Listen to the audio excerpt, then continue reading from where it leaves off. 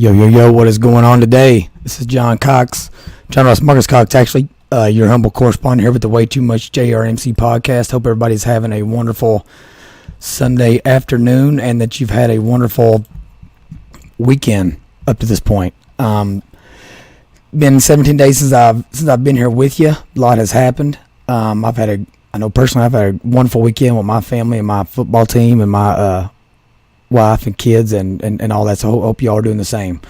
I guess the main thing here is to go ahead and start out with, appreciate y'all coming back, listening to the show, watching the show, whatever how you prefer to get your content there. If you like what you're hearing today, please like, subscribe, share, comment, yada yada, all that good stuff to the show, just so we can get the word out and spread our message, and maybe encourage some other people to start doing the same. And this is going to be a collective effort to get us headed back in the right direction as a country.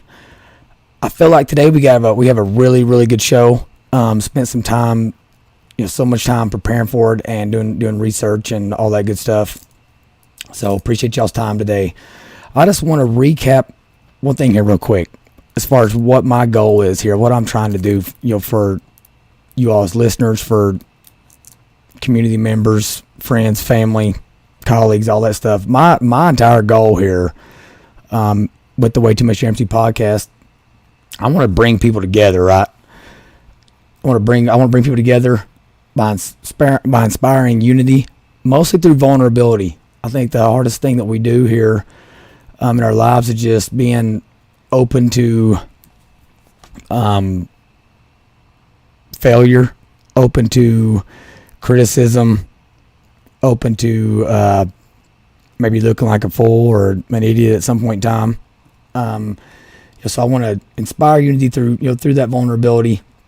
I really want to start tough conversations so that you don't have to, just to really try to help us realize that we're really not that different, at least most of us as normal human beings and aren't part of the elite or whatever at this point. I promise I'm going to do all that by always being fully transparent with you, honest with you, showing empathy, mutual respect for people that are on the show or people I'm talking about, people that I'm reading their articles and using their data and that kind of thing. And we'll do this by discussing current events, both political and cultural in nature, and really just contextualizing our past, examining our history, and then using those things to maximize our future potential. I feel like right now we get so caught in the weeds and so into our little ideological battles that we can't see the light of day. So that's where we're at. Today is September 18th, 2022, and I'm going to show you a couple things here of what inspired today's show initially. So I'm going to go ahead and show you my screen here. So you'll see a graphic here. The graphic, for those of y'all that can't see it, says debunked.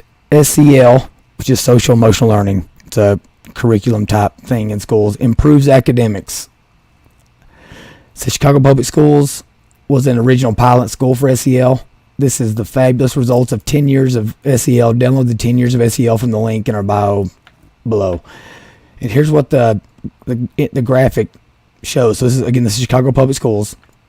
It says in 2010, which is whenever they implemented their SEL curriculum,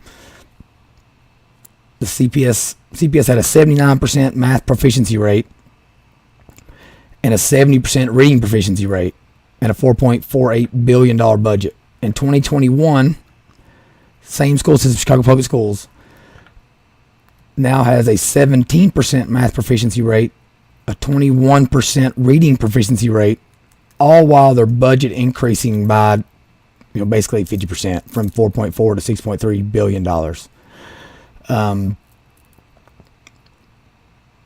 That is just a wild stat. Those are wild stats. I'm sure maybe there's some constants or some variables didn't remain constant and some stuff changed or whatever, but even if the real math proficiency rate is 40 or 50%, if it was 79%, something we've done over the last decade in Chicago public schools is a problem. And even if instead of going from 70 to 21, even let's just be generous here. Let's say it went from 70% down to 40 or 50% for reading proficiency. Still, in a 10-year period, when technology and society has, quote unquote, progressed at the rate it has, that's just, to me, that's unacceptable. And then you factor in the fact the budget is $2 billion more than it has been, or 50% more than it was in 2010 today. Then we have some serious issues in specifically Chicago public schools there. Here in a minute, I'm going to go ahead and I'll tell you some similar figures for those proficiency rates as far as the Louisville, Kentucky public school system goes, and then give you some surprising, crazy stats nationwide as a country, and we'll kind of compare that up, and I'll tell you my thoughts around that. So this is one of the posts. The second one was a post in a Facebook group that I'm in. I'm in all kinds of little, parental advocacy groups, or public school groups, or homeschool groups, whatever, where people just talk about the education our children are getting, and some stuff there's wild. But this one here was like last week. Came up that in the Oldham County public school system here in Kentucky, there was a middle school class discussion going on, multi-day discussion over the 5 pillars of Islam and what Islam's impacts on the world were, and how it compares with Christianity, that kind of thing. And these two graphics really, to me, put things in perspective on when I say that, like, what people would expect me to think, or what they'd expect my opinions to be, the stereotype of what I look like, sound like, talk like, couldn't be further from the truth. And here later we will go through and talk about some of the responses to specifically this Islamic post here on the 5 pillars, and what my response was to some people in these groups on what my opinion is and what my issue is with it. I think it will surprise you. So just hang in with me here, and I promise this is going to be a very informative episode. And once it's all said and done, I'd love for you all to tweet me, send me a direct message on Facebook, or text me, or email me at jrmc@waytoomuchmedia.com, or give me a shout out, put me on blast, whatever. Let's open the discussion here on what we're about to talk about. So we'll go from that to just quickly go over here. I'm going to talk to you a little bit about Jefferson County's, or actually right now we're going to talk about Kentucky in general, what our literacy rates are. So this is an article from the Courier Journal back in October of 2021.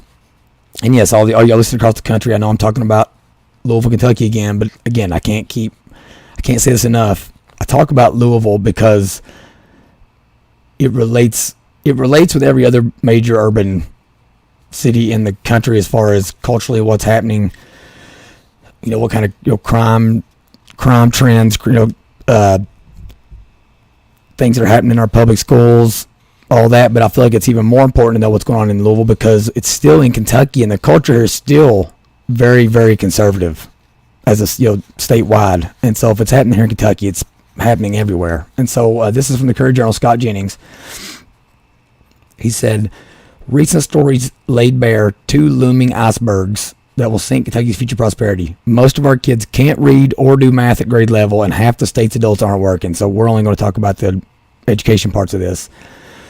He goes on to say about 40% of Kentucky students are reading at grade level, and about 30% are proficient in math, according to spring 2021 testing done across the state. The scores were even worse in Louisville, where roughly 1 in 3 students in Jefferson County, the state's largest district, are reading at grade level. A little more than 1/5 of JCPS students are where they're supposed to be in math. So a little over 2 out of 10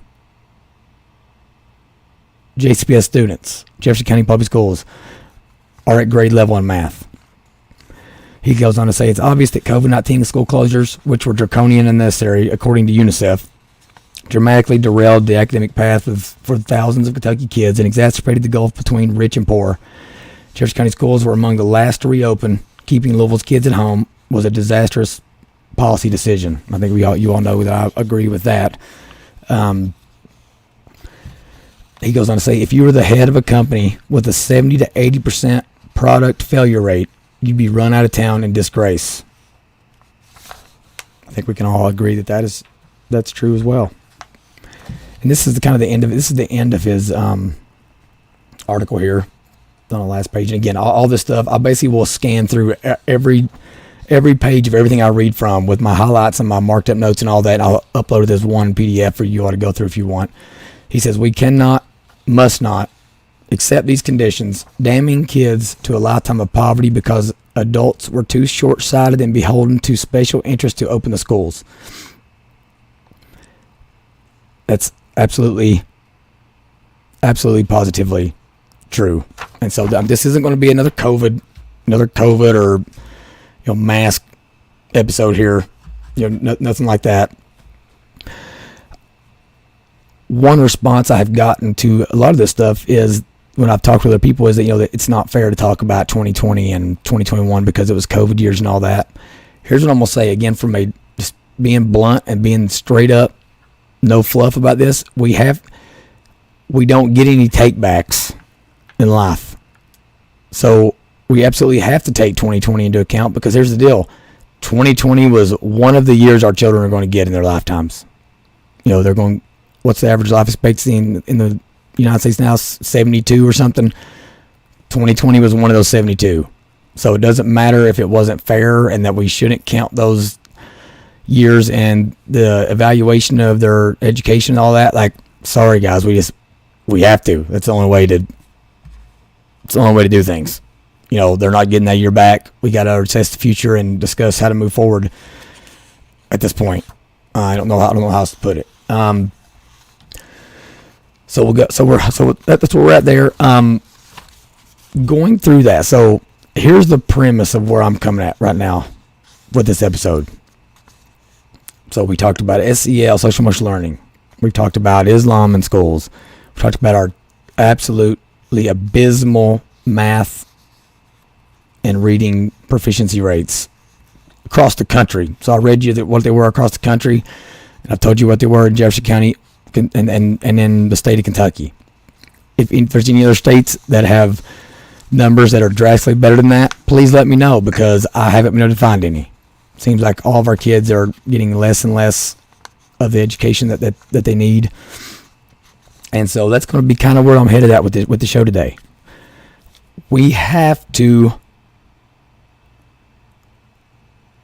realize, the same way we have to realize that the year of 2020 has to be included in evaluation, we have to realize that from an education standpoint, time is finite. Specifically, instructional time. We have a certain amount of time to keep our kids in a classroom where they're going to be engaged and cognizant and present to teach them things. And we have to get back to the basics of what are those foundational things that we want them to learn. Like, as adults, we have to take stock of our own lives and say, what do I wish I knew right now that I don't? And how could that have been taught to me? That has to be something we think about right now and not get caught into the weeds with a lot of this stuff. And I actually think that now that I say that, I think I'm going to jump ahead into something in the show and come back to the other part here real quick. So let's first talk about the 5 pillars of Islam. So those of y'all that are watching, you're going to be able to see at least one of the slides that was up on the screen in this class in Oldham County. And it basically says the 5 pillars of Islam. Talks about, looks like it's faith, prayer, charity, fasting, pilgrimage, and it tells a little bit more about the Islamic beliefs and way of life and all that. And so, obviously this close to September 11th, I knew that post was going to inflame some passions. and get people talking about religions and yada yada, and well, I bet they're not giving that much time to Christianity and all that stuff. And I want to specifically tell you what my response was and what my argument was against. So I'm in the camp that I don't think that's a relevant topic in public schools. Okay, we got to be specific about that, and you got to remember that. I'm not saying there's no value in knowing the 5 pillars of Islam. I'm not saying there's no value in knowing the 10 commandments, because I'm a Christian. Obviously, I do think there's value in that. But here's what I said. Here's the biggest issue I have with the situation and any curriculum, situations or standards. The amount of instructional time students get is finite. So we need to really sit down and establish what we want our core instructional content to be in pretty much every subject. I read on the Daily Wire today, which is Ben Shapiro's show, and I'll be reading from that article here in just a couple of minutes. Only 12% of high school seniors are proficient in U.S. history. Only 1 in 4 Americans can name all 3 branches of government.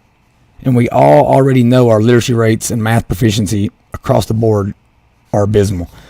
With all that in mind, how does students learning about Islam further progress towards raising any of the above numbers? The answer is it doesn't.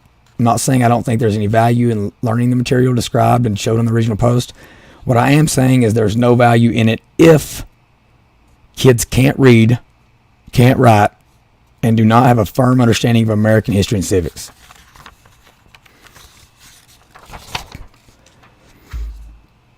Someone else responded back to that and said there are a number of other real-world things kids should be learning about: business fundamentals, personal finance, Microsoft Office, etc.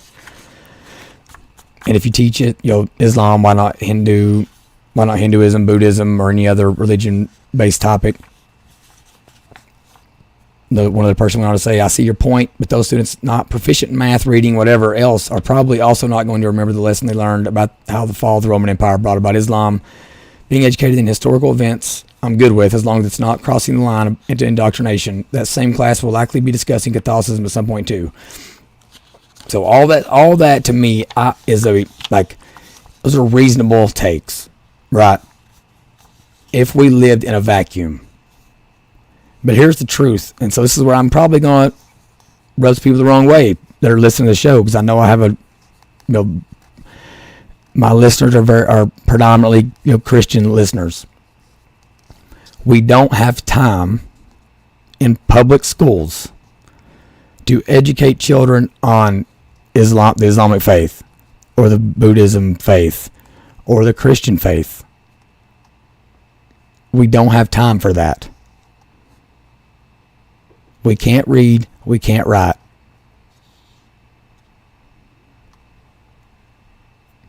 We don't have a common, right now our kids are coming out and they don't have a common set of principles to become a cohesive American society. Let's go on to the next comment. Was, again, this is social studies class. If you want to understand the motivations of Islam and its impact on history, you have to understand where they're coming from. This is my point. There is no way to cut the fat in our public education system if we think it is the responsibility of public middle schools, because it's happening in middle school, to teach the motivations of Islam and its impact on history. We can't read, we can't write. Okay? And we're getting ready to find out some other very, very troubling stats regarding what Americans assume and think, and how little we know about what's supposed to make the American experiment successful. I'm going to read one more comment, and then I'll read my final response to this, and I'll move on. I'm beating the dead horse now. It says, I went on to say again, I have no issue with the learning of this topic or many others that people find issue with due to various reasons. My degree, personally, is in history from the University of Kentucky. So I spent many years studying the subject and still continue to consider myself a history student, since that's primarily what I read leisurely. My issue again is with the finite nature of the amount of instructional time our kiddos have. And I feel that our public schools should be preparing our kids to be productive members of American society. So unless every student in that course is proficient in U.S. history, the bad and the good of U.S. history, okay? Trying to find my spot here. Sorry about that. So, unless every student in the course is proficient in U.S. history, the U.S. Constitution, and their federal and state government, practices and procedures, I just don't see how the material is of value to the student or to the society the student will grow up to be a contributing member of. I want to say one of my two focus areas was the early Christian church. It's the time period and how the church operated within it, and I'm not like a theologian or anything. And I love learning about world religions and the conflicts between them. And I bet my knowledge in these areas is it's somewhat close to master's level. I've had master's level courses, graduate level courses. I'm just saying there's zero value in learning the 5 pillars of Islam or the 10 commandments if 3 out of 4 Americans cannot name the 3 branches of government. I'd make the same argument regarding being enrolled in Algebra 2 or Calculus if every one of those students enrolled in those courses hasn't had an in-depth course regarding personal finance and passed it. So I'm basically making the argument we just got to get back to fundamentals. Okay, someone else went on to say they were raised in Indiana. Now they fly all over the country, and having a background in or having an introduction in customs and religions of other parts of the world would have come in handy for them. And again, I get that. But here's, again, we don't live in a perfect world, a perfect society where we have infinite amounts of time to instruct individuals to the maximum extent possible based on their own their own ability to learn more and more knowledge. Okay. But my other response to that is these numbers I'm telling y'all, they don't lie. Okay. Our proficiency rates in reading, and I'm going to give you Jefferson counties here. And again, if you live in an urban area in the country, this is relevant because I guarantee this will look very similar. So in Kentucky, again, in Jefferson County, Kentucky, our percent of kids reading grade level, okay, is 45%. And a percent of kids that are proficient in their grade level math is 36%. Okay, and this isn't just like in our bad areas of town. In Louisville, our East End is like where like the money's at. You know what I mean? Where the $1 million houses and everything. 3 of the prominent elementary schools have a 49% reading proficiency rate, a 58% proficiency rate, and a 65% proficiency rate. And then then at the high school level, one of the best high schools in the East End is a 66% literacy rate. Okay, there is only 5 out of 132 elementary and high schools on this list. Only 5 of them are at 75% or higher in grade level reading. 5. In being proficient in grade level math, there's 1, 2, 3, 4. There's only 5 schools there as well that's above 75%. Think about that. So even like the richest areas of town here, even the richest areas are not way up there in math proficiency and reading proficiency. So listen, everybody thinks it's their kids that aren't, that are fine. Well, my kids are fine. I needed that. I needed this. No, they're not, people. Just take stock and admit what's happening. Be honest with yourself. Okay? And it's going to make things a lot easier. And again, if your kid is crazy smart, we can't institute a public school system that caters to the crazy smart or the ones at the other end of the spectrum that need, multiple adults giving them constant care. Okay? I mean, that the mandate that our General Assembly has in the state of Kentucky for the education system says that the General Assembly shall, by appropriate legislation, provide for an efficient system of common schools throughout the state. Does not say robust. Does not say like handles everything education for every single kid so that parents can all watch NFL on Sundays and everybody can order Domino's and sit around and eat pizza on the couch and watch whatever show you want to watch. America's Got Talent. It's mainstream Kentucky people right there. They love some America's Got Talent down there. So my point here is that we've gotten so far away from the fundamentals, the values, the principles. We're putting the cart before the horse. And we're thinking that you become an engineer because you're just always going to be an engineer, right? And that all those little things in life don't matter. They're just a waste of time. And we have to stop thinking that way. So I think there might have been one thing. So then real quick on the SEL part, social emotional learning. This is another thing where there were people that are in these groups. They're supposedly conservative groups. Went on to say, I actually appreciate SEL in schools. I'm not sure SEL is to blame for the lower scores. Just because the data might show there was an improvement in math or reading does not mean SEL did not make an impact worth the cost. This data does not show the effects on students' mental health and how many lives could have possibly been saved as a result. I almost didn't read this section from this little exchange on Facebook. I'm so glad I did now because this was such an important point. She says, this data does not show the effects on students' mental health and how many lives could have possibly been saved as a result. Saving lives, mental health. I thought we were talking about educating our youth. I thought schools were supposed to teach. I thought kids would come out and supposed to be better at math and science and be able to read and learn and to know civics. When did our schools become a hospital?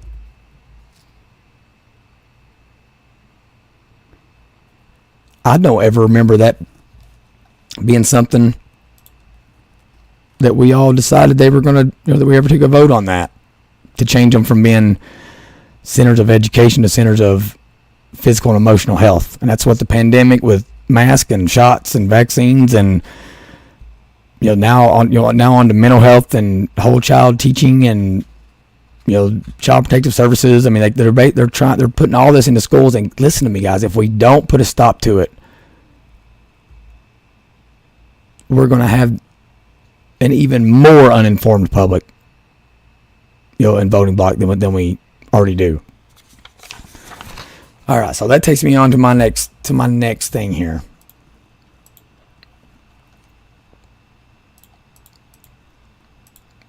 And I know y'all heard me say this in those comments several times, and then just say it in general to you guys. But one of my biggest focus areas when doing this show is just trying to speak to people and get them to like take a step out of the batter's box and stop looking at anyone trying to talk to you as a pitcher trying to strike you out, or a pitcher you're trying to crush a home run on. Okay, and let's realize that we're a team. America, we are one team. Okay, we're not like other countries where we have this homogenous population with the same ethnic background, racial background, religious background, in that we are a melting pot. Okay, all that binds us together, the American proposition, which is what this article I'm about to talk about, it's talking about, is our common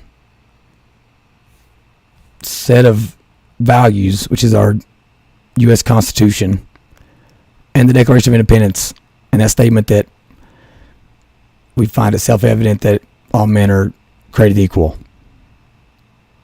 That's all we got.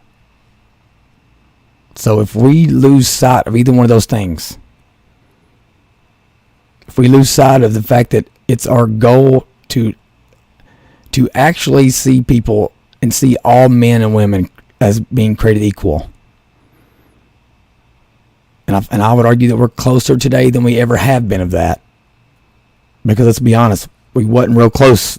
We wasn't really close on believing that as a culture even 50 years ago, when white people couldn't drink out of the same water fountain.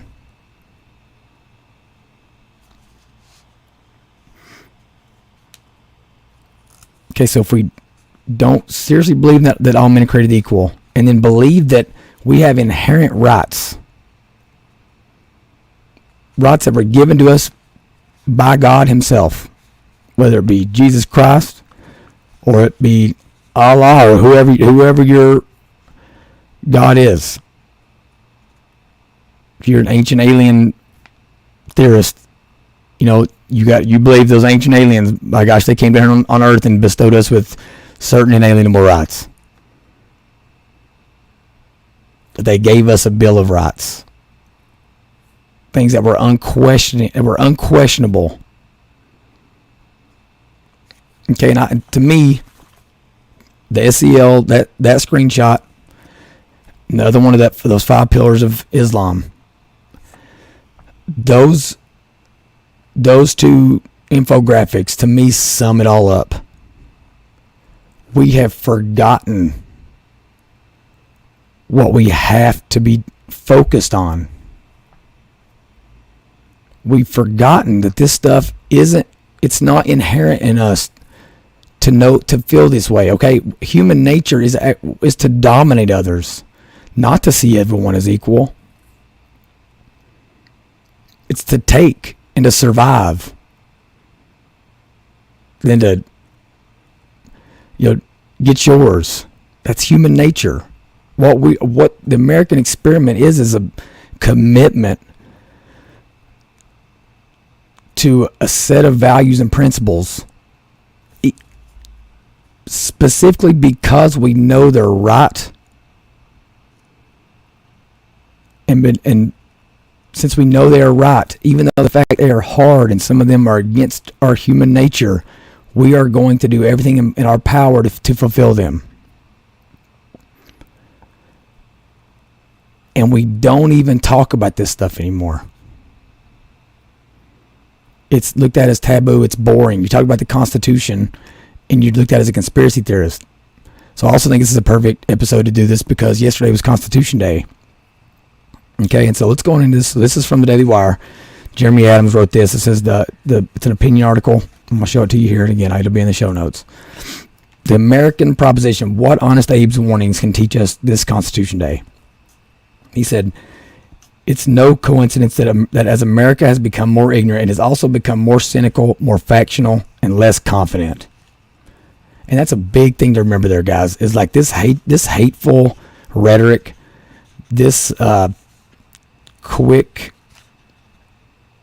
decisions to come back at people we're in an argument with denigrating and negative statements. That's stuff that you do when you don't have any confidence. Okay, when you're ignorant on something, you protect yourself by trying to dominate the other person and win. So when I talk about vulnerability, it's something I talk about is checking yourself with that. Because I know I'm ignorant and dumb on many an issue, but I'm committed to getting smarter at it and getting more knowledgeable at it, and listening to those even that maybe don't deliver me the information in the best way possible and maybe are denigrating to me or condescending. I can still learn from that information. So he says, thus, the grand and stirring truth recognized by Abraham Lincoln is that American citizenship is a multi-generational project of perpetually reproving, widening, and amplifying the propositional truth of universal human equality, not equity, equality, that stands at the heart of the American regime. This is why robustly teaching American history and American civics is the essential task of education in a pluralistic constitutional republic. For America to endure, every generation must understand and acquiesce to certain political truths, namely those enshrined in our two founding documents, the Declaration of Independence and the American Constitution, which begs a colossally vexing question. What happens if virtually no modern Americans understand the American proposition? What if they cannot articulate? And then on page 2, I'll scroll down for you. What if they cannot articulate, much less renew, what Jefferson called the American mind and FDR labeled Americanism? What if they do not appreciate the sheer power of Martin Luther King's observation that the goal of America is freedom? Before the pen of Jefferson scratched across the pages of history with the majestic words of the Declaration of Independence, we were here.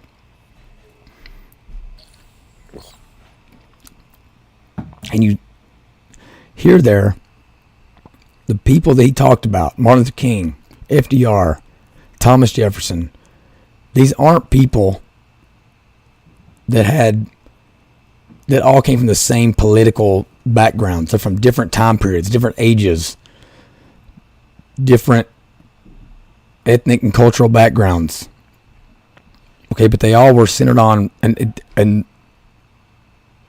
people that agree with FDR on things maybe don't agree with Thomas Jefferson on other things, or Martin Luther King on other things, right? But they were all still focused on the fact that the goal of America was freedom, and that freedom came through being knowledgeable in our Constitution and being focused on the fact that our number one priority and goal is to see that every man is created equal in this world. He goes on to say, it is not hyperbolic alarmism or crotchety cynicism to point out that what Lincoln feared most, a generation of ignorant Americans who would somehow sever themselves from the knowledge and habits that make the American experiment possible, has become a haunting and dystopian political reality. Now listen to these stats. And I got more of them coming for you in this next article. The evidence of our civic decline and ignorance is everywhere around us. Only 12% of American high school seniors are proficient in U.S. history. 12. Of all the major subject matter categories, mathematics, reading, science, and the like, U.S. history was dead last. And not by a small margin either. The second worst subject was geography, with 20% of 12th graders reaching proficiency in geography. So think about that for a second. 1 in 10 American high school seniors, is proficient in U.S. history. We talk about learning from the past and all that. 1 in 10. They are in school 8 hours a freaking day for 13 years. And the funding of doing that's coming out of your pocket, my pocket, all taxpayers' pockets. Okay, they're not selling shirts on the corner to fund the U.S. public school system. So 1 in 10 high school seniors is proficient in U.S. history, and 2 in 10, okay, 2 in 10 are proficient in geography. So we don't know where we came from. And hell, we literally don't even know where we're going or where we're at. We don't know where we're going, where we're at. I mean, I just hope everyone sees how worrisome that is. Okay? But let's not pretend it's only school-age students. They're going to say only 1 in 4 Americans can name all 3 branches of government. 1 in 4. Concepts like federalism and judicial review remain mysteries to broad swaths of the public. 1 in 10 college graduates. Listen to what I'm about to tell you. 1 in 10 college graduates think Judge Judy sits on the United States Supreme Court. 1 in 10 college graduates. We're not talking about rednecks from the hollers of East Kentucky, all right, or poor kids from the hood in Louisville and Jefferson County or Baltimore. We're not talking about those people. We're talking about the people that supposedly are the ones that like are, well, they're the ones, they're smart. They're running stuff. They'll be able to fix this. No, all those people, we just had to forgive what? How many billions of dollars in student loan debt? Even those people, they are coming out of college thinking that Judge Judy is a Supreme Court justice. If we don't see there's a problem, then there's no turning back.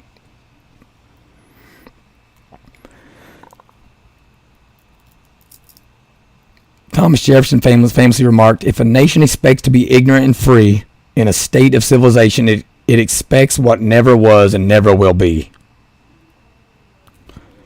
When we don't understand values like free speech, we come to believe demagogic tropes like politics are personal or silence is violence,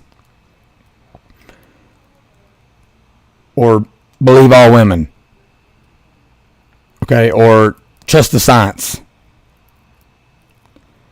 When we don't understand that broad political disagreements have always defined America's political landscape, we decide to end friendships on the basis of mask mandates and MAGA hats. Younger Americans won't date those with a different political point of view. That's young Americans. They won't even date people or hang out with people that have different political point of view.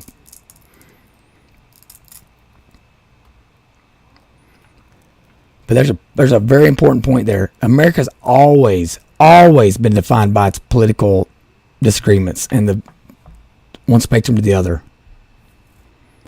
The difference right now is that, and we're going to get into this in this next article, is we don't have a common framework. We don't have a rule book. Okay, like I love playing Monopoly, right? And I've been playing it a long time. I still keep the rule book, like I sit on it during the game, because I'm going to pull it out every now and then and recheck it and make sure that we're doing things the right way when it comes to mortgaging my properties and all that. Make sure other people ain't cheating. We literally think that we are just flying by the seat of our pants. And as you'll see, we think that certain branches of government are doing certain things, and we're just so ignorant. All the while spending $6 billion on social emotional learning in our schools and arguing about, well, as long as they give Christianity the same time as they give Islam, or as long as they give Judaism the same time as they give Christianity and Islam, I don't care. We don't have the time to show every religion the same amount of instructional emphasis. If we do that, we're not going to, and we are currently not learning what needs to be learned and what needs to be being taught in our schools.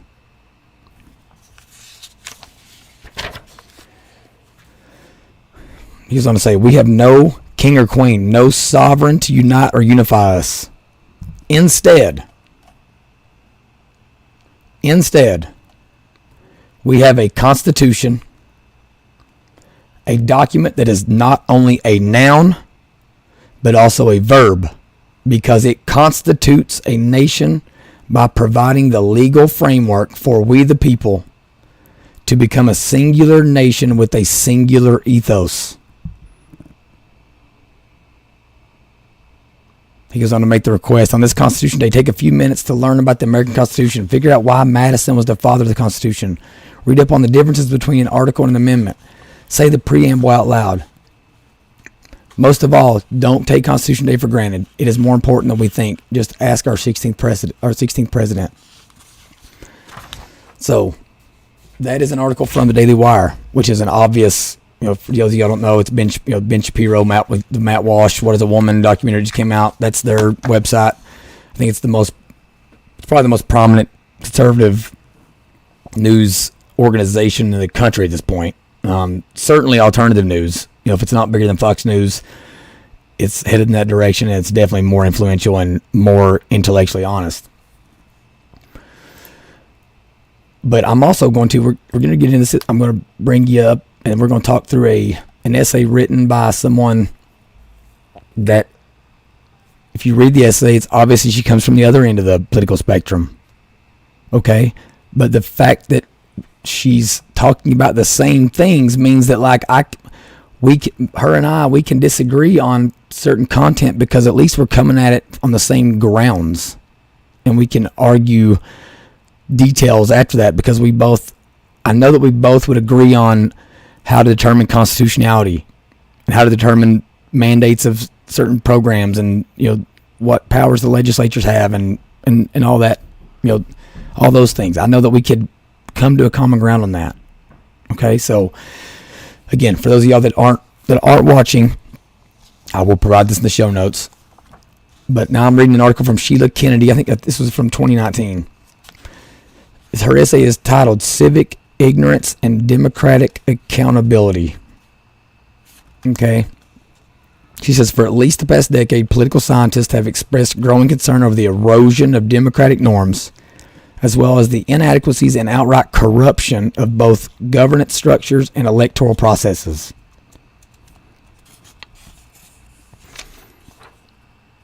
She goes on to say that those expressions of concern markedly accelerated during the 2016 election, saw accusations of voter irregularities, yada yada. People in 2016 were saying the same thing that people were saying right now with 2020 and all that stuff. Again, she's obviously coming from the left. Just so everyone knows, I'm coming from the right. Excuse me. But her point is absolutely valid. Okay, that we are experiencing an erosion of democratic norms because we are failing to teach them. We aren't teaching them to our children because we're talking about CRT and we're arguing about whether to have pornographic books like Genderqueer just sitting in our public school libraries. Okay, we are having a conversation and spending time arguing on. You literally have one side of the aisle that thinks if you're a trans kid or a gay kid that you are nothing more than a sexual being that's just sexually overtly hungry, and the only way to relate with the character in literature is if that person has an immense desire to perform sexual acts on others. We have one side of the aisle saying that. For those of y'all that are unaware, that's the left side. But we're spending so much time arguing that fight and not just saying, listen, enough is enough. We're not even including you in the conversation anymore. You're out. Because it's crazy.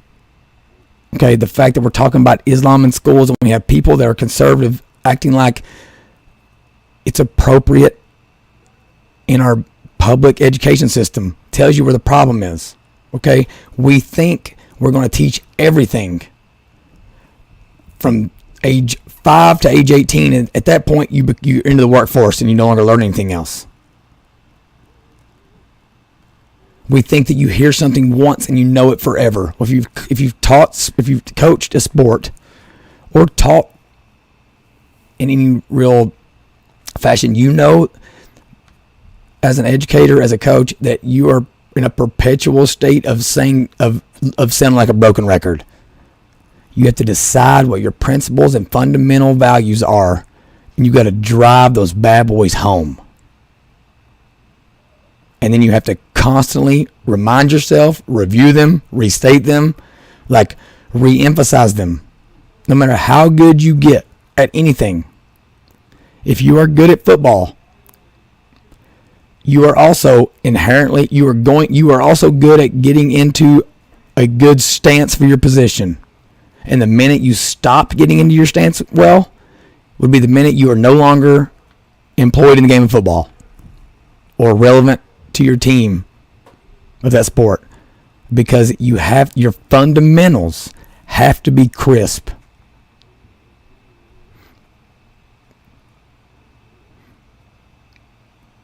If you're a sports fan, Steph Curry is a perfect example of this. My guy, the Golden State Warriors, is going to be the best three-point shooter, highest three-point scoring shooter in the history of the NBA. One of the things that makes him a great shooter is his shoulders, and his shot is always square to the basket, no matter where he's shooting from, no matter what position his lower half of his body is. He could be facing the crowd. He will figure out a way to get his from waist up, turn back around to the basket, and squared up with a 90-degree angle, fall through his wrist, because that's why Steph Curry, he's good at the fundamentals. Okay, this what I say, this person was Sheila Kennedy, right? Sheila Kennedy goes on to say, scholars and pundits have offered a variety of theories to explain the loss of democratic accountability, and many of their analyses are persuasive. Undoubtedly, a number of factors have contributed to the current weaknesses of America's democratic systems. It's the thesis of this paper, however, that the significance of one such contributing cause is routinely underappreciated.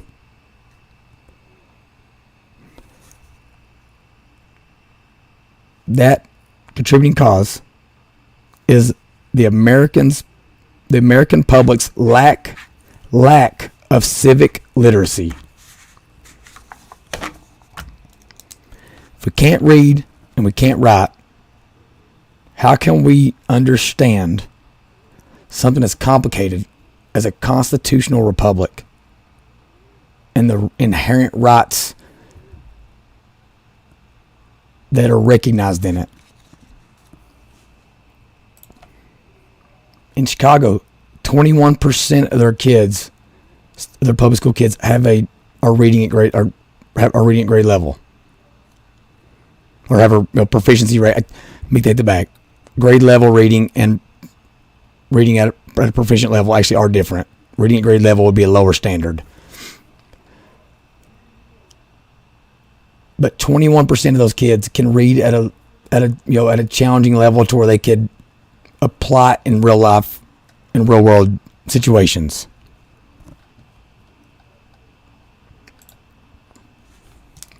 A substantial and growing body of data indicates that a majority of Americans are woefully ignorant of America's Constitution and the basic legal structures. Here's some more stats to smack you in the mouth with. In 2016, only 26% of the American public, all Americans, not just public school kids, young kids, we're talking about 8-year-olds, we're talking about the American public, the voting electorate, could name the 3 branches of government. Fewer than half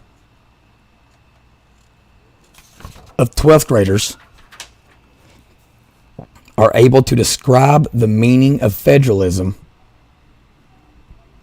And I challenge each of you to be honest with yourself on whether or not you know what federalism is. Because when you hear the word federal, you assume that it means something national, something centralized. No. The United States is a federalist society with 50 states that are sovereign states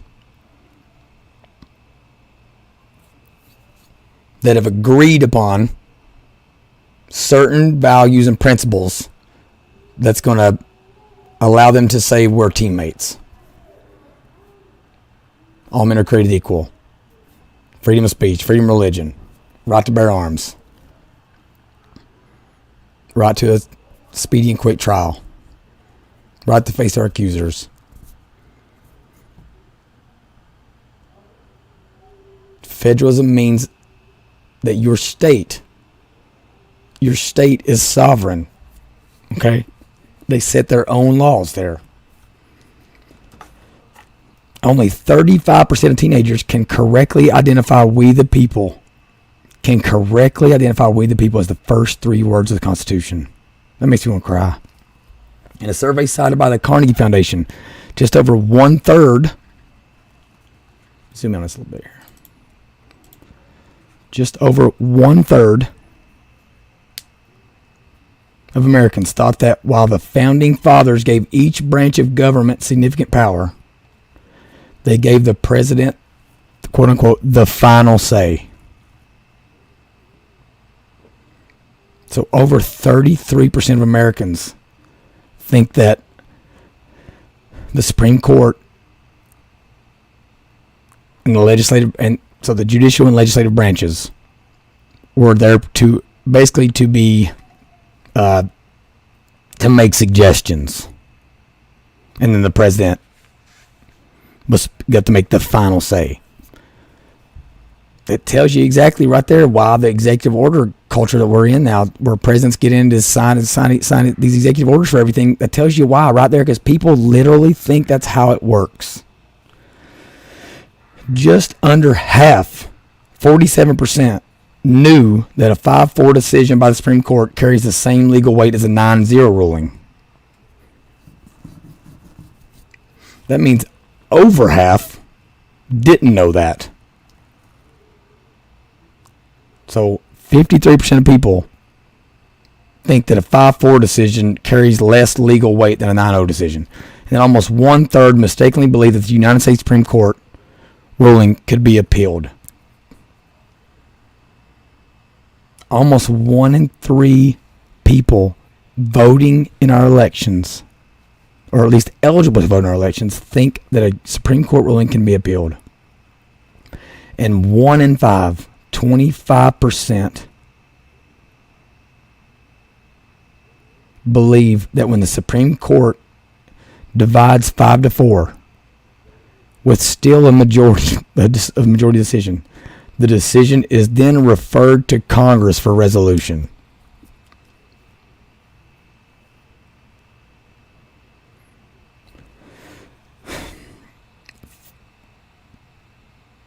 $58% of Americans can't identify a single department in the United States cabinet. Only 5% of high school seniors can identify checks on presidential power. Only 43% could name the 2 major political parties. Half of our high school seniors can't say don't know Republican and Democrat. Only 11% knew the length of a senator's term, and only 23% could name. Holy cow. Only 23% of high school seniors. And she cites this in there. It's like, is low civic literacy a wicked problem? It was this was published in 2015, so hell, things might be worse. Only 23% could name the first president of the United States of America. Hug your children, folks. She says, on a personal level, civic ignorance complicates the interactions between citizens and their government that are an almost daily part of American life in the 21st century.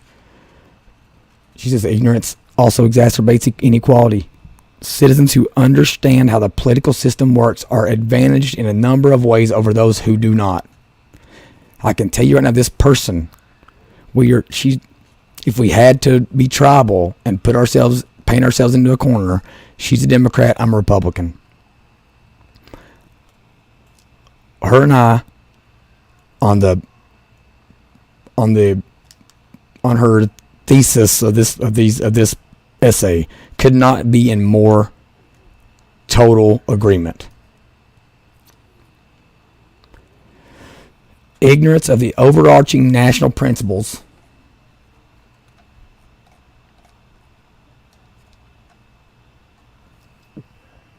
to which citizens are bound encourages political constituencies to work for passage of laws and policies. Listen to this.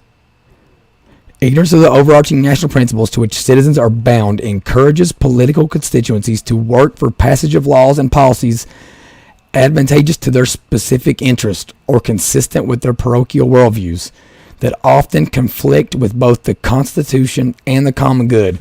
And people, listen, I'm telling you right now, I've been trying to figure out how to say what I felt was wrong with our society and our culture right now. And Sheila Kennedy just told me. She just put it into words for me. I was going to Frankfurt, writing bills, writing amendments, and I realized really quick, okay, that no one was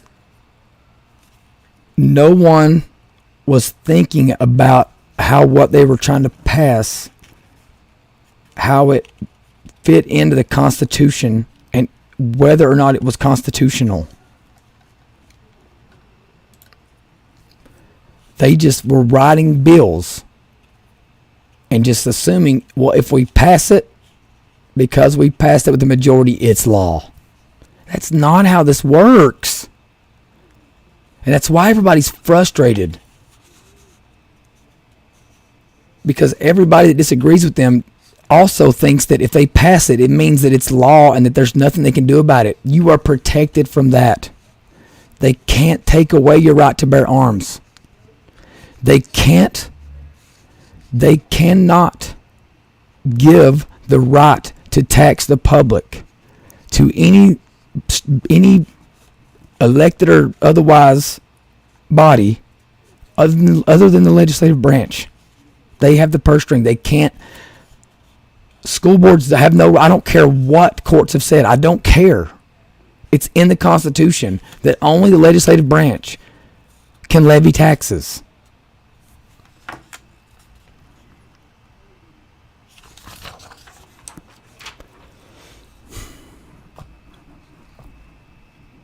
She goes on to say, how did we get here? It says, in Diversity and Distrust, Stephen Macedo addressed the importance of civic education and the civic mission of the nation's public schools. As he wrote, the project of creating citizens is one that every liberal democratic state must undertake, and that project requires what he called a degree of moral convergence in order to sustain a constitutional order.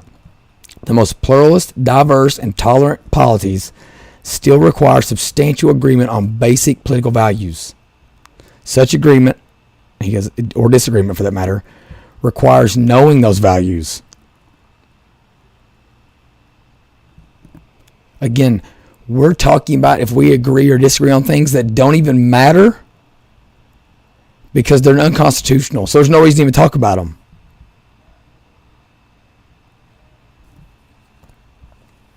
The primary responsibility for transmitting that information lies within public schools. And I will agree with them on that.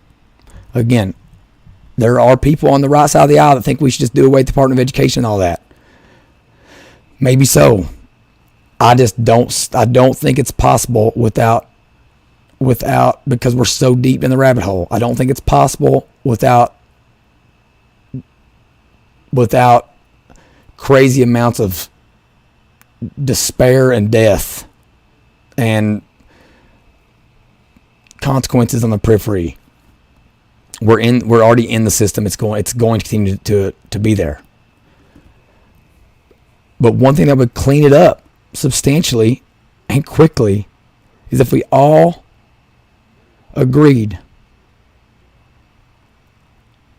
that civic literacy and understanding of our U.S. history, bad and good, if we all could come to the agreement that the primary responsibility for transmitting that information lies within public schools.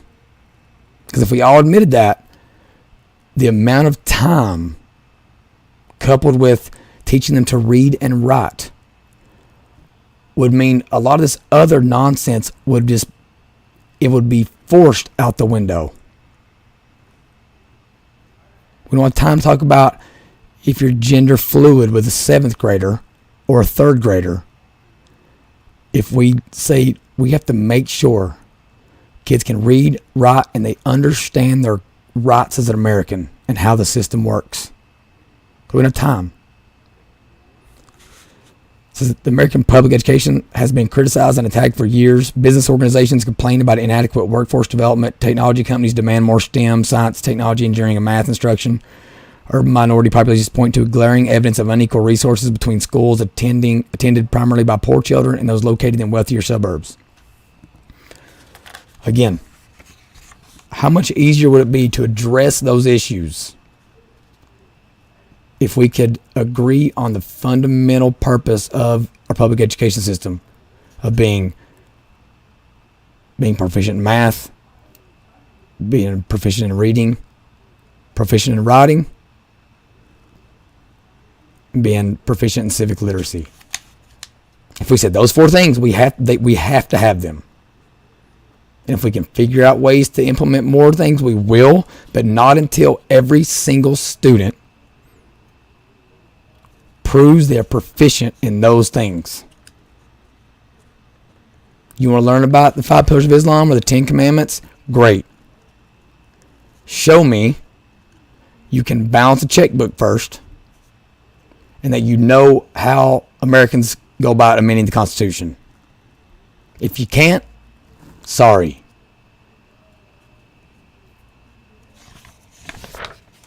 In many states, privatization advocates have established state voucher programs that permit parents to remove their children from the public school systems entirely and send them to private, almost always religious schools. A recent survey I conducted with a colleague found that none of those programs, none of them, require participating schools to offer civics instruction. And again, I don't know how our fed or how our state governments mandate, private schools or homeschooling, all that. I don't think they should. I homeschool my kids, and I'm going to handle those things. Same way I'm going to teach them about Christianity. I don't think our public school system, even if they were going there, should have been responsible for that. But here's the thing.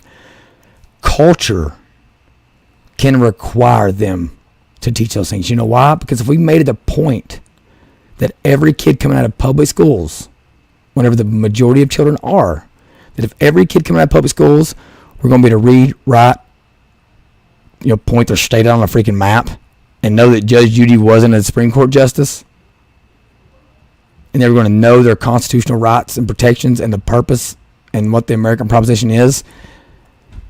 Those homeschool parents in those private schools, they better teach it, because their students won't come out competitive in the workforce and as contributive members of society, which would mean people would be less likely to utilize them. Now, that's not an overnight fix. I get that. It's hard. We're Americans. That's why we're here. We like hard stuff. We do things that are hard because they're hard.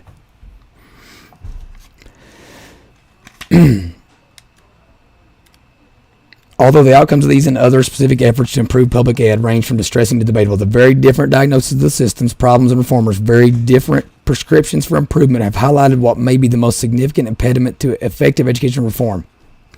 A lack of agreement about what education is, how success should be measured, and what the mission of public schools should encompass in a diverse and democratic, I would take away the democratic and say, and in a constitutional republic nation. To say that people engaged in this public debate are continuing to talk past each other would be an understatement. I want everyone that thinks they're on the other side of the political spectrum from me to hear me when I say this. If you think that is a true statement, I would rather talk to you and have a conversation with you and be on a team with you to move forward than I would someone that thinks they agree with me because I got an American flag hanging in the background and I got long hair and sound like a redneck and go to Christian church.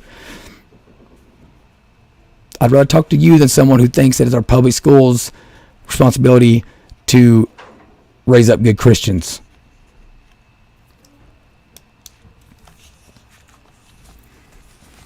Education reform that neglects the civic mission of public schools would seem to be inadequate by definition, yet education reformers have only recently begun to focus on the importance of civic education.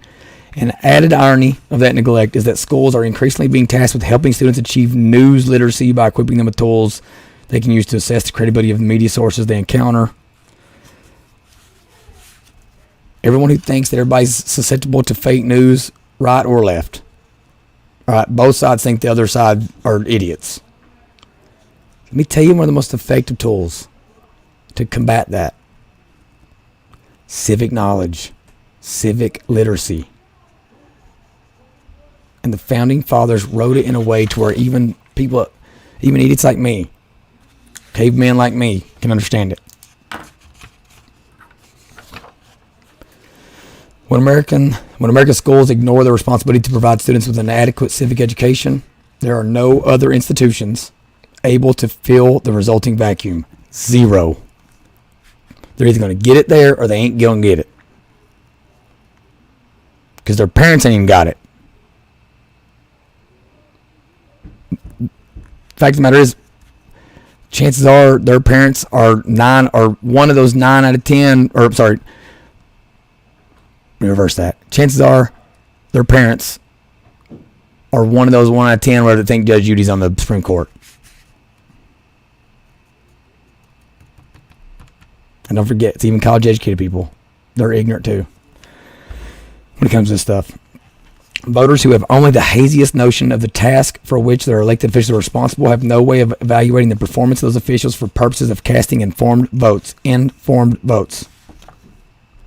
Voters who don't understand checks and balances or functions of the judiciary are more easily persuaded that imperial courts have acted illegitimately when a decision is issued with which they disagree. Voters who do not know their rights are more easily deprived of those rights by state actors who are acting illegitimately.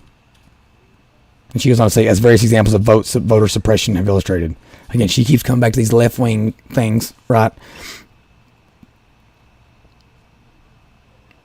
Voters who don't know their rights are more easily forced to wear masks every single day. Or more easily convinced they don't have a right to go to freaking church. Andy Beshear has made a large swath of this population believes that he has the right to tell them if they can go to church or not. That's our Kentucky governor. Research confirms that less knowledgeable citizens are less likely to engage with the democratic system and much less likely to vote. People who have never encountered and thus don't understand the basic philosophy of the United States Constitution can neither form an allegiance to its principles nor articulate reasons for rejecting such an allegiance. So what do? Since they can't explain it, they just fall in line with their tribe and its leader and regurgitate whatever it is that they're vomiting out of their mouth.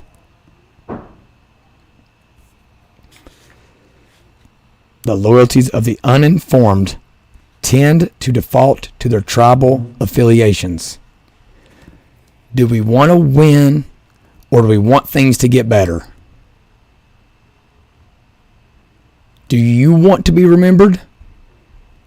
Or do you want your grandchildren, your great-great-grandchildren that may not remember your name, to be living in a more just and sound America? Your answer may be the former. You may just want to win. If that's the case, at least you made the decision consciously, and you and I can go to battle, right? I'm gonna read this. I'm gonna read all this, and then I'm gonna finish with my own, with my own little remarks here. It says, unlike citizens of countries characterized by racial or ethnic homogeneity, this is on page 427 of this.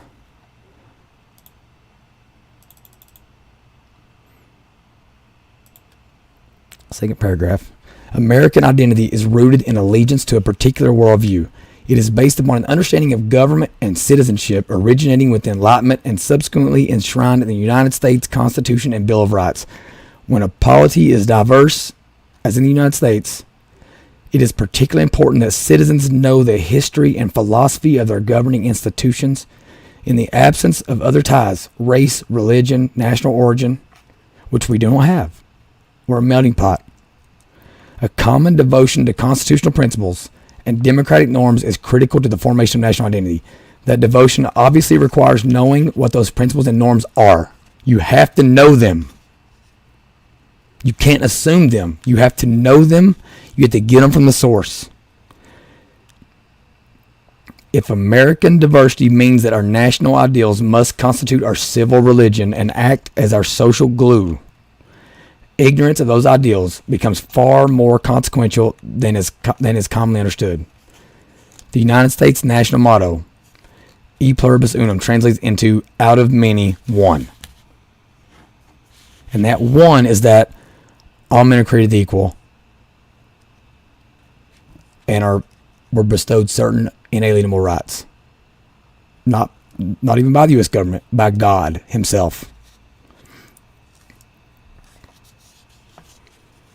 Adherents of virtually every religion on the globe live in the United States, and recent polls show considerable growth in the numbers of Americans who consider all religion irrelevant to their lives. And that's a problem. That's a topic for another discussion.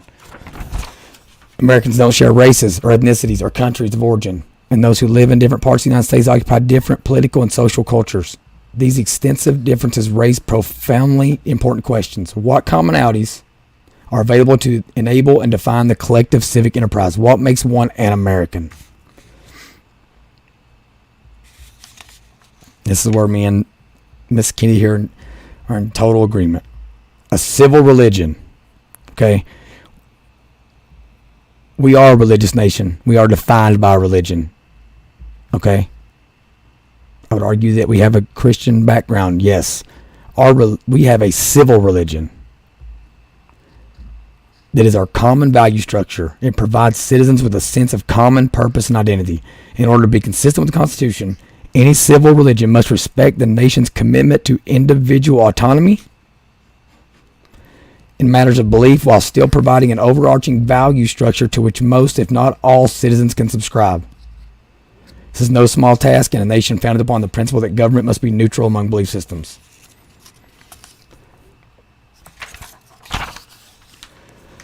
However, most Americans do claim to endorse an overarching ideology or civil religion, a belief system based upon the values of individual liberty and equal rights enshrined in the United States Constitution and Bill of Rights. If those claims are to have actual content, if allegiance to the Constitution is to function as an umbrella belief system that supersedes tribalism, citizens must have a familiarity with its principles and their application and a common understanding of their proper application. Currently, they don't. Currently, civil literacy is not sufficient, but it is essential.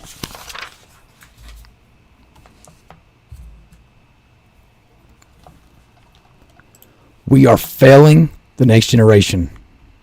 We're failing our children. We're failing our friends' children. We're failing our grandparents, our grandfathers that fought and died for this country of all races, colors, backgrounds, religions. We're failing them. And in the spirit of vulnerability, I'm going to tell you all the truth. Until January of 2022, I was part of the problem. I thought being informed meant I listened to Ben Shapiro or watched Tucker. Back in the day, I was watching Bill O'Reilly. It meant, it meant that I watched Bill Maher on Friday nights or watched some CNN every now and just to get a, dose of the other side.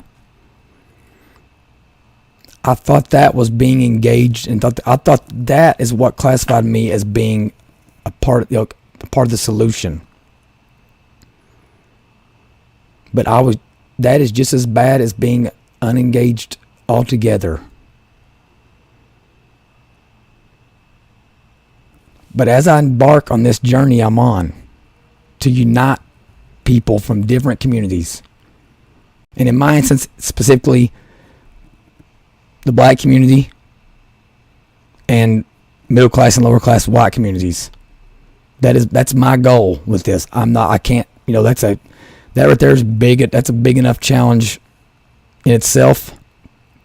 Okay, but like those are the two communities that I feel like I can speak to and that I have a history with and some experience with, and then I feel like I know beyond the shadow of a doubt that we're actually on the same page, even though the news and national media keeps telling us that we're not, and that we hate each other.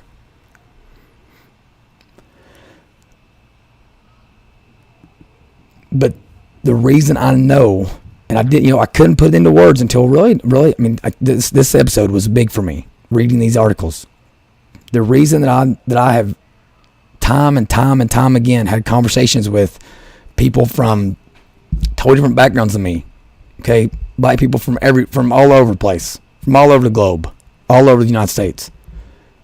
The reason whether we know it or not, okay, the reason that we see eye to eye is because we inherently believe in freedom, and we believe in the fact that all men are created equal, and we believe that we just need to know the rules of the game so that we can try to succeed in that game. We have the rule book already. It's the United States Constitution. In my situation, it's the Kentucky Constitution. Then I'll add in there, it's like, I also have my religious framework, my Christian upbringing. But I just want everyone to know, it's okay if you aren't there yet. 9 months ago, I had never engaged in my government. 9 months later, I can pull you up. I can pull it up online and show you double-digit amendments that I've gotten filed to bills in this state, and I can show you a bill that obviously with help, that I helped draft, and it got passed out of one chamber of our state legislature. That's how it's supposed to work, and it ain't hard. Sorry, I just said ain't. Representative, you know who it is. I've made an hour and 20 minutes without saying it. It's not hard, but you got to be okay with being vulnerable, looking like a fool sometimes. Okay, maybe looking stupid, sounding stupid, looking ignorant. But you got to, as long as you're going with a clear heart and you want to get involved and you want to learn, the opportunity is there. But our communities, we have to agree on the fact that the constitutions that govern us are what holds us together. It's the social glue. It's not the civil rights movement. Okay, it's not that we all like the Dallas Cowboys or that we're all Christians. It's not those things.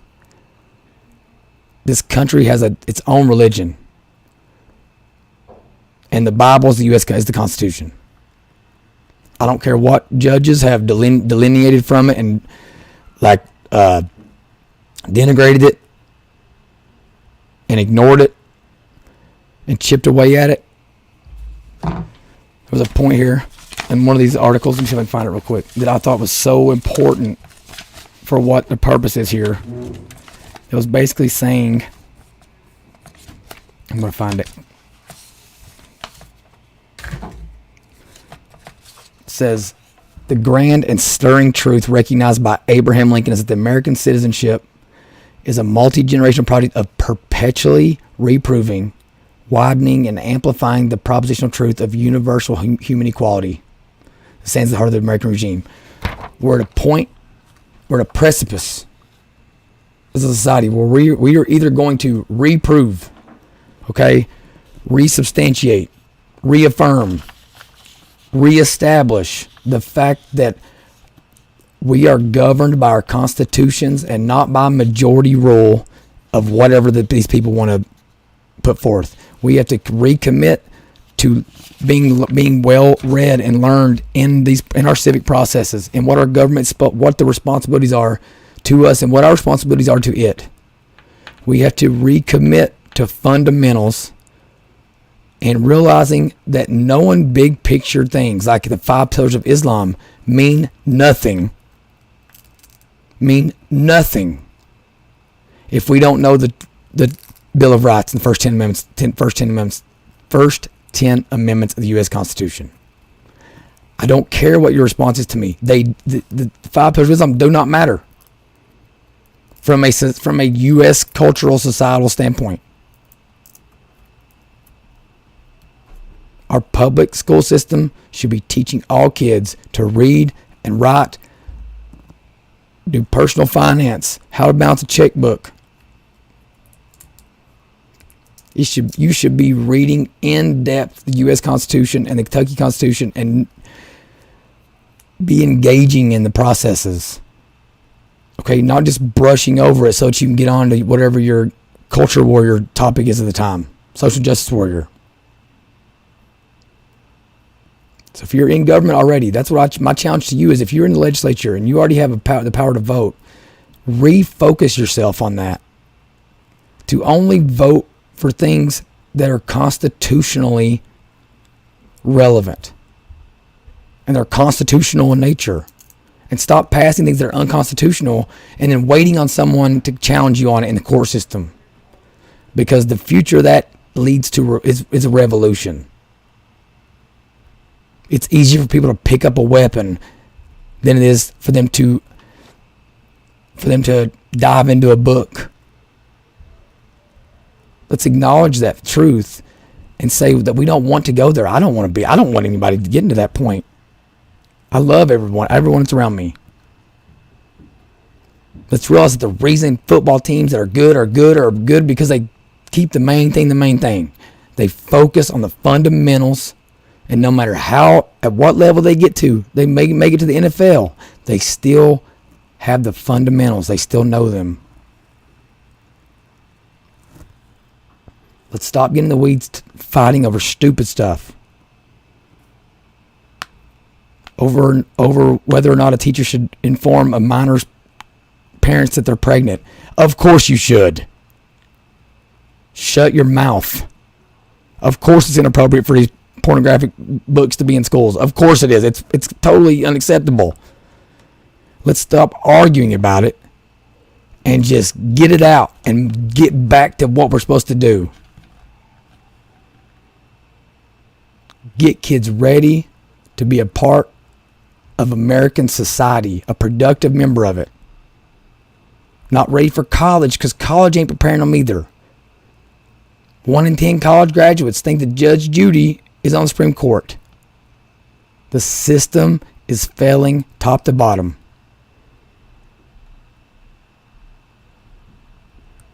I'm gonna leave y'all with that.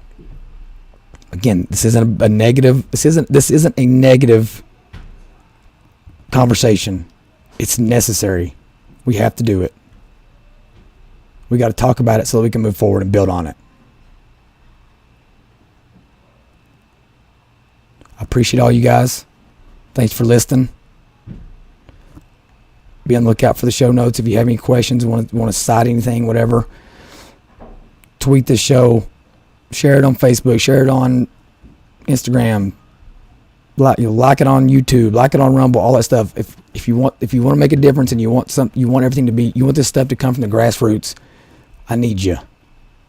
I'm willing to put the work in, but I need your help. Follow me on any of the normal channels.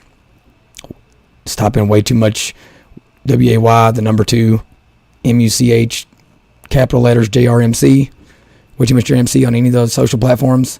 Follow me on there. Thanks a lot for your time. I got to get off. It's time to get to my JV